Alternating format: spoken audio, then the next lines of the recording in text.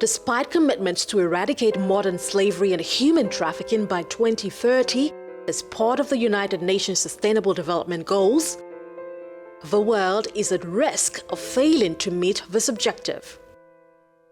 The Global Commission on Modern Slavery and Human Trafficking has warned that millions of lives are at risk as it publishes its first landmark report urging the global community to take action. Former UK Prime Minister Baroness Theresa May, who chairs the Global Commission, has called the failure to eradicate this scourge a moral stain on humanity, affecting an estimated 50 million people worldwide. I'm having a chat with her to understand, firstly, the report's key objectives. Well, the key drive behind the report that's been launched by the Global Commission on Modern Slavery and Human Trafficking is the fact that despite all the best efforts that have gone in over the years, we still see 50 million people around the world, and that may be an underestimate, 50 million people in slavery. And so we really need to act, and we need to act now. The United Nations Sustainable Development Goal 8.7 calls for an end to forced labour, modern slavery and human trafficking by 2030. So we need to take action. When we look at the scale of vulnerability to exploitation, millions across the world are certainly affected. Just how much stronghold will this report have on tackling the magnitude of its prevalence?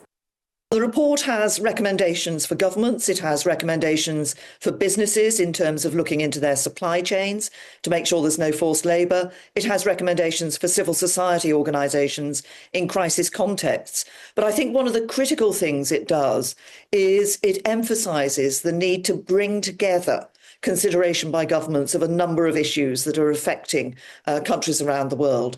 So modern slavery and human trafficking shouldn't be seen in isolation. It is vulnerability to modern slavery and trafficking is exacerbated by climate change, it's exacerbated by the mass displacement of people, it's exacerbated in terms of times of conflict. And so when governments look at these issues, they shouldn't look at them individually. They need to recognise the interconnected nature of all these issues.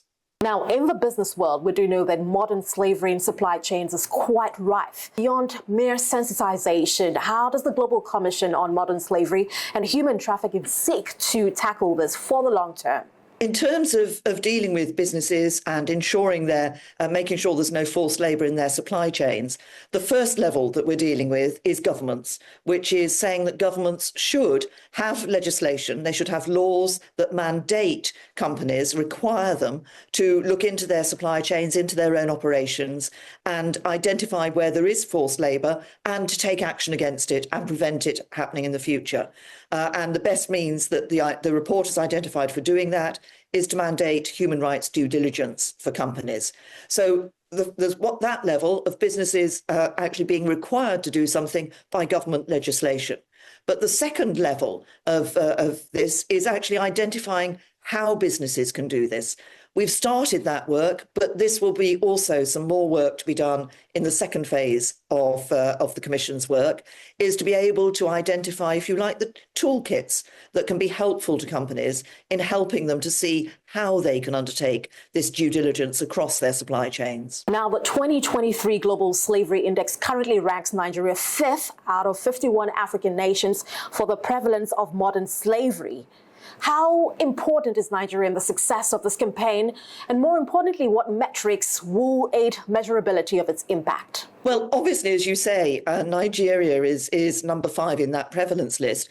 But the other thing that Global Slavery Index tells us about Nigeria is it recognises the strong action that Nigeria has taken with its National Action Plan to try to combat these issues. So I think it is an important country, both in terms of the number of people who this will affect, but significantly in terms of the example it can give of the action that can be taken by governments, working with businesses, working with civil society in the country to ensure that modern slavery and human trafficking is being eradicated. Now, funding is another important area of concern.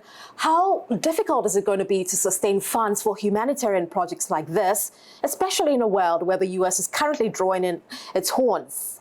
Well, we're talking, first of all, about some issues around legislation. So that does obviously take some time.